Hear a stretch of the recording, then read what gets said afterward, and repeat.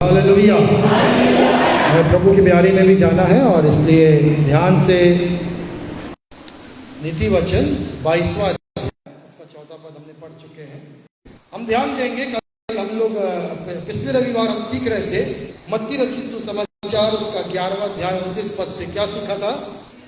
यीशु से सीखो। क्या था हमारा टॉपिक? यीशु से सीखो। आज हम उसके आगे जाएंगे।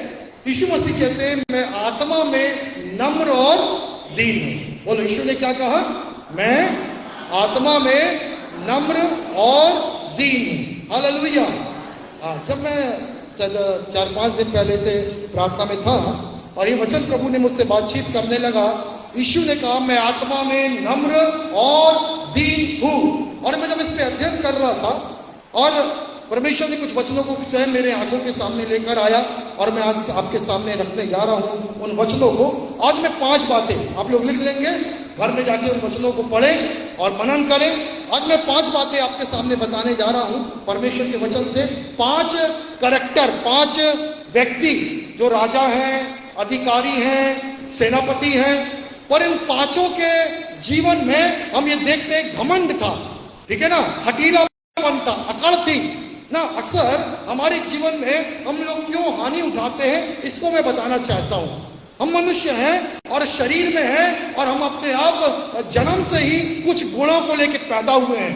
वो गुण क्या है मालूम है? ढिठाईपन है हमारे अंदर, अकड़पन है हमारे अंदर, ठीक है, हठीलापन है हमारे अंदर अड़ियलपन है, ऐसे कई गुण है ना। बच्चे, छोटे बच्चे को देखते हैं, पढ़ नहीं पढ़ने बैठेगा, कर नहीं करेंगे, और हम कई बार मार मार के और डांट के बच्चों को बोलते हैं ढीठ बना दिए हो ना। केवल बच्चे ढीठ बन गए परंतु बड़े भी ढीठ बन जाते हैं, ठीक है ना। चलो, इससे पहले कि मैं आगे 5 व्यक्तियों के बारे में बताऊं, मैं सबसे पहले आपके सामने पढ़ना चाहूंगा परमेश्वर के वचन से नीति वचन उसका 29वां अध्याय और उसका पहला पद मैं आपके सामने पढ़ रहा हूं। नीति वचन उसका 29वां अध्याय और उसका पहला वचन ऐसा कहता है, जो मनुष्य बार बार डांटे जाने पर भी अपना हट नहीं छोड़ता वह अचानक ही नाश हो जाएगा और फिर कोई उपाय ना रहेगा।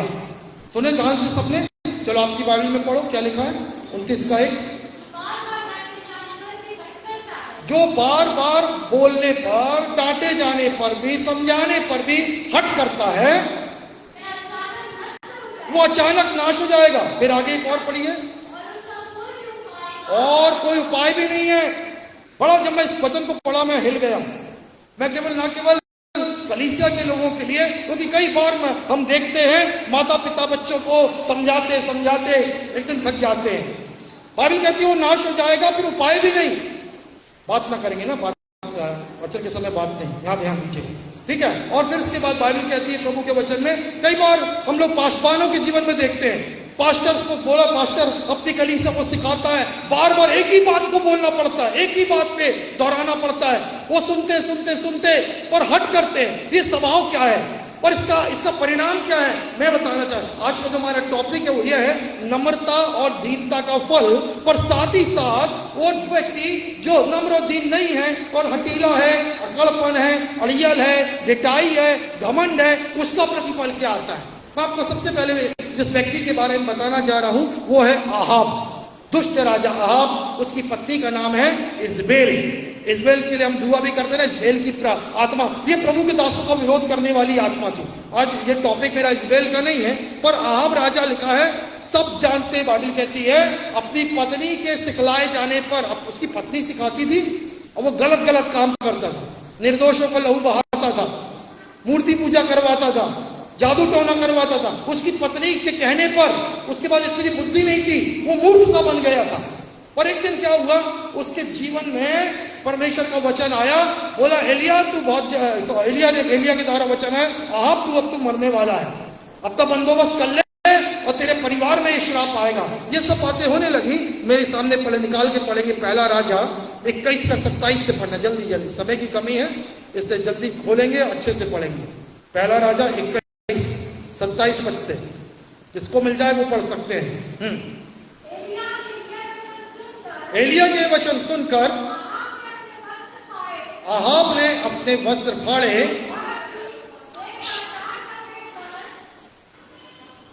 थोड़ा सा ना जो नए लोग हैं उनको थोड़ा सिखाया करिए प्रभु के भवन में कैसे आते हैं और कैसे बैठते हैं, ठीक है ना, अपन को सीखना है, कोई बात नहीं। चलिए पढ़िए 27 पद से। एलिया के वचन सुनकर अहाब ने क्या करा? देखो ऊपर पढ़ोगे तो आपकी मृत्यु आ गई है, आपका नाश आ गया है, क्योंकि आप इतना ज्यादा हठीला हो गया था, उसकी पत्नी, उसने यहां तक इतना गंदा काम किया, एक निर्दोष नाबाद को जो उसकी दाग की बारी मांगा था नहीं मिली, उसका खून करवा दिया उसकी पत्नी के कहने पर। पत्नी भी शामिल थी, पति भी शामिल था, परंतु परमेश्वर देख रहा था। प्रभु ने बोला उसको नाश करूंगा, इसने निर्दोष का खून बहाया, मैं इसके बाल बच्चों का खून बहाऊंगा और कुत्ते इसका खून चाटेंगे। बड़ा दंड आया। और देखो नबात क्या किया, फिर से पढ़िए 27, क्या हुआ? हाँ, अहाब ने अपने वस्त्र फाड़े, टाट लपेटा, उपवास करने लगा और टाट ओढ़ के पड़े रहने लगा। फिर आगे और पढ़ो। और इतना ही नहीं, अब देखो उसकी सारी अकड़ खत्म हो गई और दबे पांव चल रहा है, टाट ओढ़ रहा है, घबरा गया, क्योंकि बड़ा घमंडी था, बड़ा अकड़ थी ना, बड़ा पापी था। तो जब दंड आया ना, सुन के रूह कांप गई, अरे मैं मरूंगा तो मरूंगा, मेरी आने वाली खानदान और ऐसी मरेगी कि कुत्ते लहू चाटेंगे। क्या था? अकड़पन। पर एक अच्छाई थी उसके जीवन में। उसने जैसी वचन सुना, क्या ओढ़ा? टाट। क्या किया? उपवास। कैसे चलने लगा? दबे पांव। इतना ज्यादा नम्र बन गया, इतना ज्यादा दीन बन गया कि क्या लिखा है आगे उसके आगे? हाँ, तब देखो दोबारा प्रभु का वचन एलिया के पास पहुंचा, और क्या तूने देखा है? अहाब मेरे सामने नम्र बन गया है, इस कारण ये नम्र बन गया है, ये विपत्ति उसके जीते नहीं डालूंगा। परमेश्वर ने मन बदल दिया। किस बात को देख के मन बदला? नम्रता और दीनता को देखकर। मैं आपको बताना चाहता हूं, कई लोग अपना स्वभाव बदलने को तैयार नहीं। अभी भी मैं ये नहीं कह रहा कि केवल राजा या रईस लोग, परंतु छोटे लोगों में भी अकड़ पाई जाती है, छोटे लोगों में भी ढिठाई पाई जाती है, छोटे लोगों में भी घमंड पाया जाता है। और हम सब जब घमंड करते हैं, हठीलापन करते हैं, हमारे लिए आगे विनाश को लेकर आता है।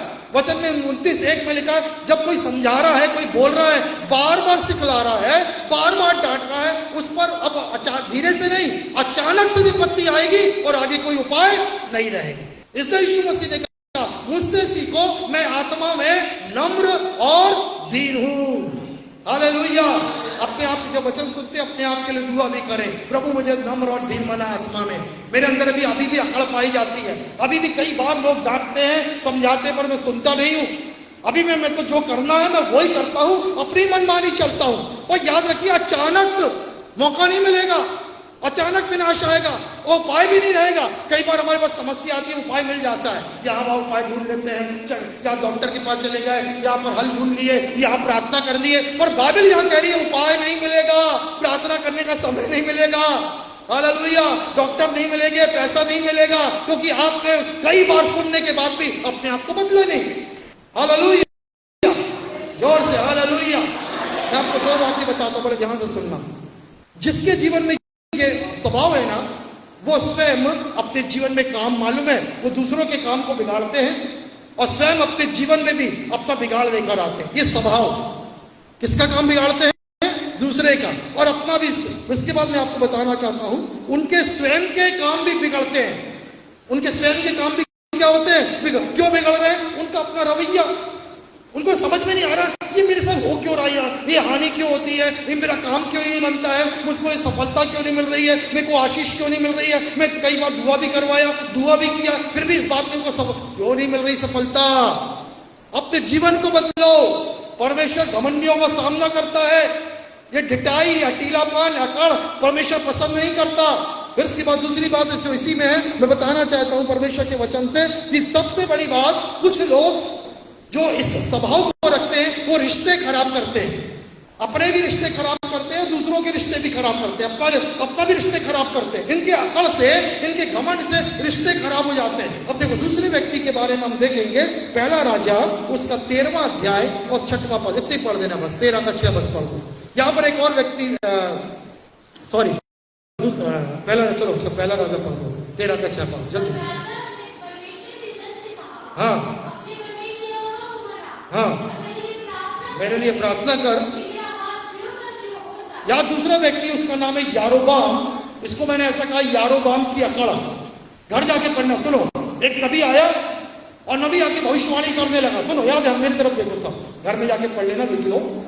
और तब क्या किया, इस नबी के विरोध में खड़ा हो गया। ये प्रभु देखो, यारोबाम राजा इजराइल का राजा बना था। हालांकि ये इजराइल के वंश से नहीं था, दाऊद के वंश से नहीं था। और प्रभु ने इजराइल को दंड दिया और एक ऐसा राजा लेके आया जो प्रभु के लायक, इजराइल के लायक नहीं था, पर बन गया। कई बार ऐसे राजा इसलिए आते हैं जो कि देश को दंड मिले, देश विपत्ति में जाए और प्रार्थना करे, तब प्रभु ऐसे राजाओं को हटाता और फिर अच्छे राजाओं को लेके आता है। तो कई बार क्यों बुरे राजा आते हैं, चलो वो बात में बताऊंगा। अब यहाँ पर लिखा है, यारोबाम ने क्या किया, ध्यान दो। ऐसा हाथ बढ़ाया, अपन किसी को डांटते हैं ना, ऐसा हाथ बढ़ाया, ए नबी पकड़ लो उसको, पकड़ उसको, ऐसा करके डांटने लगा। किसको? यारोबाम। मैं पूरा नहीं पढ़ा रहा, समय हो जाता है। ऐसा करके जब उसने ऐसा किया ना, उसका हाथ में अकड़ गया। वही उस यारोबाम राजा का हाथ अकड़ गया और चिल्लाने लगा, और ये क्या हो रहा मेरे साथ। तब वो क्या बोलता है, फिर से पढ़ो वही वचन जो मैंने बोला अभी, 13 का 6। वही परमेश्वर के जन को जो ये डांट रहा था, हाथ बढ़ाकर अकड़ दिखा रहा था, अब ये प्रभु के दास के पास आया, दंडवत कर रहा है और क्या बोल रहा है, अपने परमेश्वर को मना और मेरे लिए प्रार्थना कर, और मेरा हाथ क्या हो जाए, ज्यों का त्यों। इसके आगे झुकना पड़ा, वही नबी के सामने जिसको अकड़ दिखा रहा था। पर धन्यवाद कि नम्रता, उसने नम्रता को दिखाया। यदि अकड़ में रहता तो हाथ जिंदगी भर ऐसी रहता, मरते तक। पर परमेश्वर का धन्यवाद हो, उसने तुरंत प्रभु के दास के आगे नम्र बन गया, दीन बन गया, अपनी अकड़ को छोड़ दिया, तो उसका हाथ क्या हो गया, सीधा हो गया। हालेलुया। कई बार हमारे हाथ, हमारे जीवन ऐसे ही अकड़ गया है, वो सीधा नहीं कर पा रहा है हमारे जीवन को। क्यों नहीं कर पा रहा है? क्योंकि हम अपने आप को दीन करने वाले नहीं हैं, हम अपने आप को नम्र नहीं बना रहे, हम झुक के प्रार्थना नहीं कर रहे हैं। तीसरे व्यक्ति के, जल्दी जा रहा हूं, तीसरा व्यक्ति के बारे में देखेंगे परमेश्वर के वचन से। दूसरा राजा पहला अध्याय, थैंक यू जीसस, 13 पद से पढ़ेंगे, 13 से जल्दी। यहां पर एक जो राजा है, वो राजा, पढ़ो जल्दी। हाँ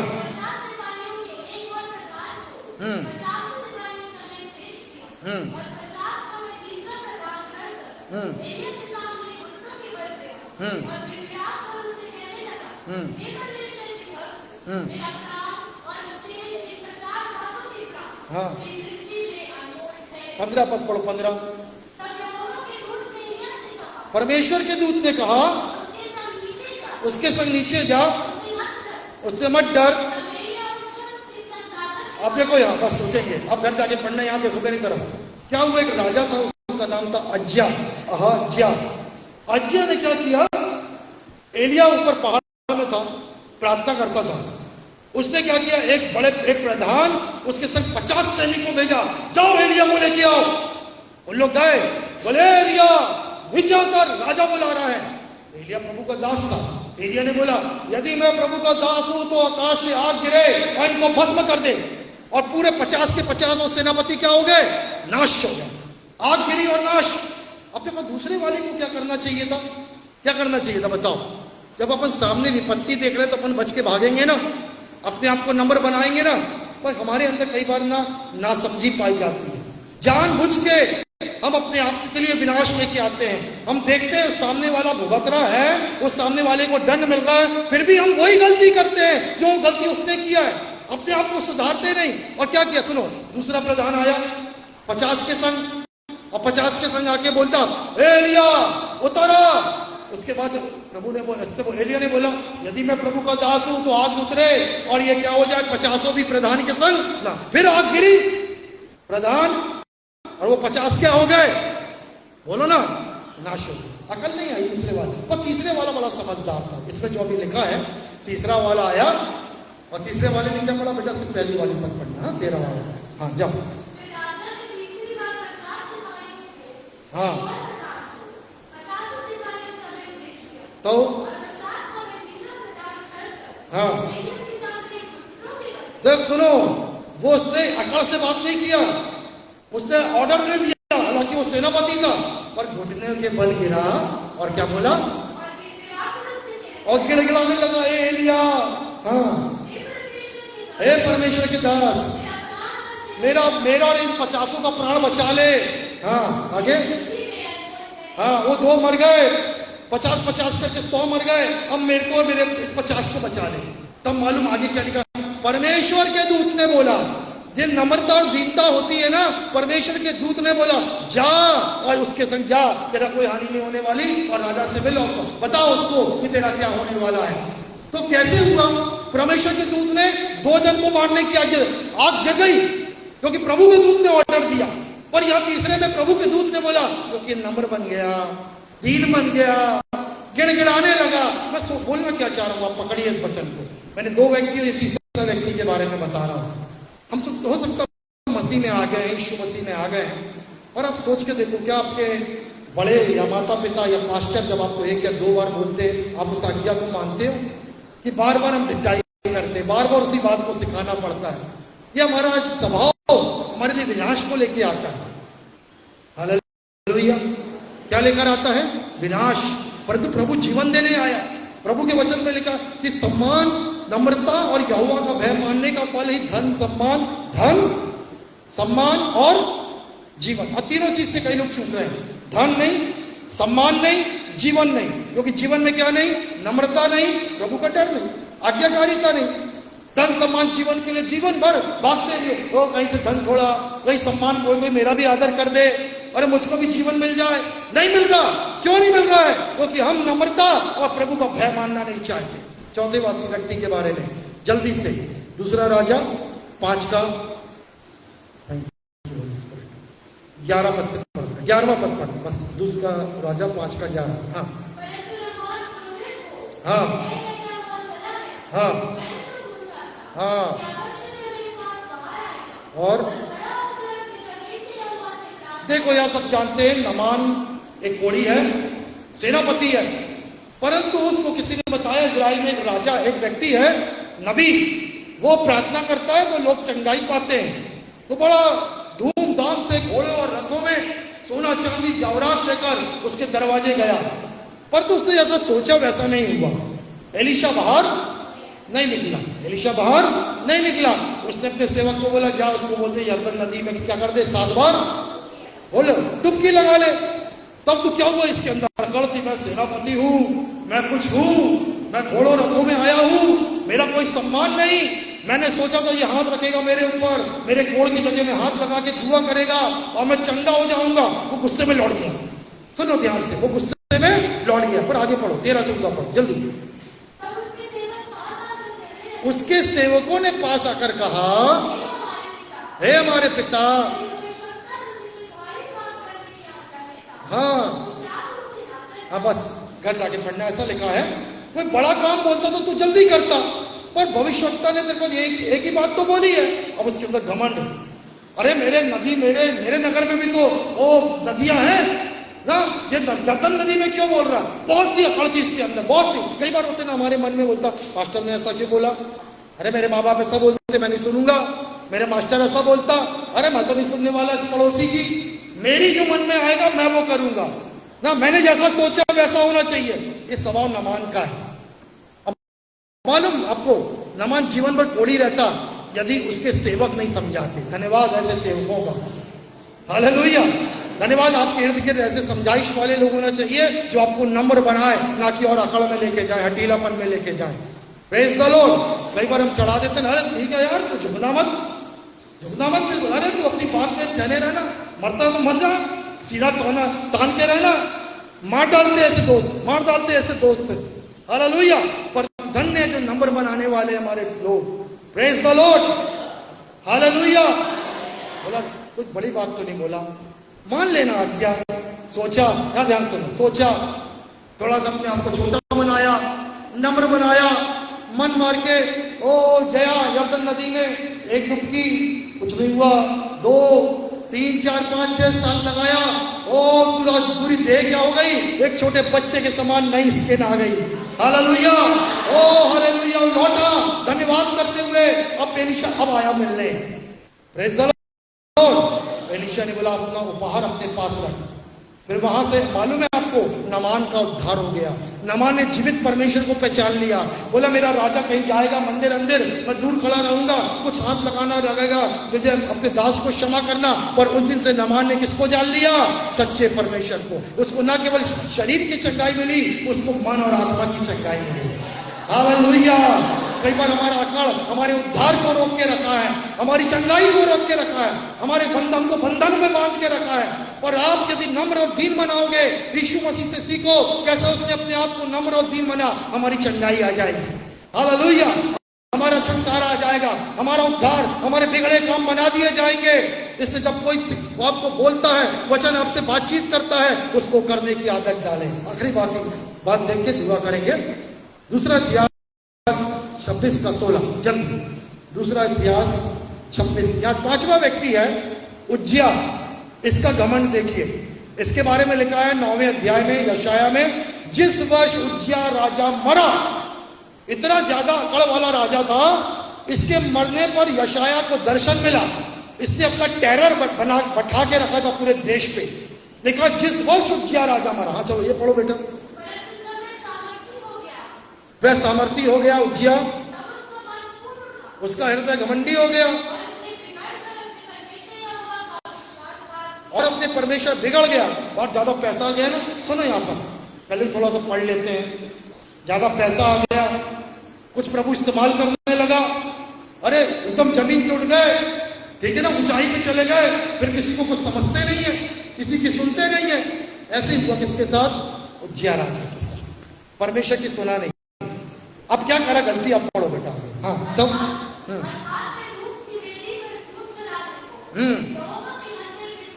हाँ हाँ हाँ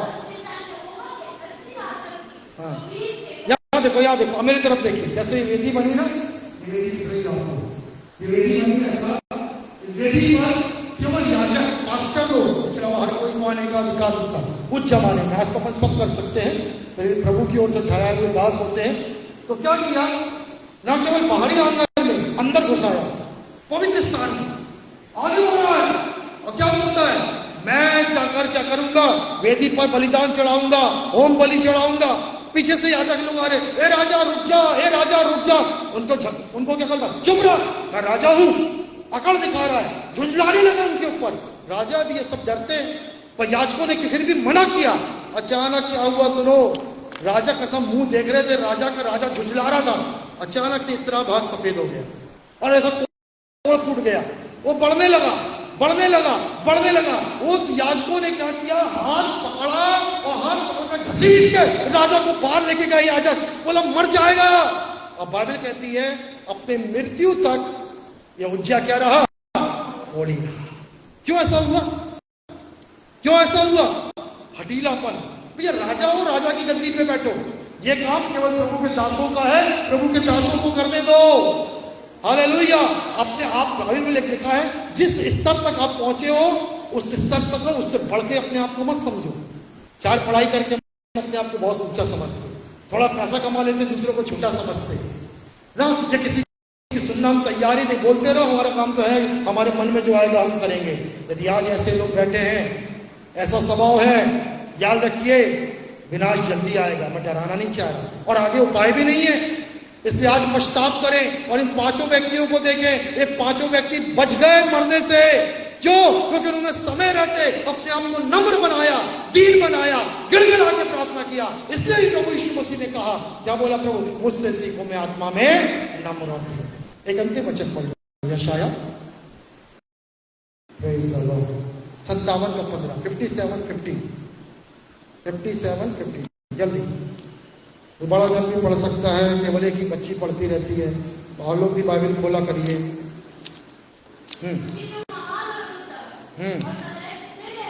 हाँ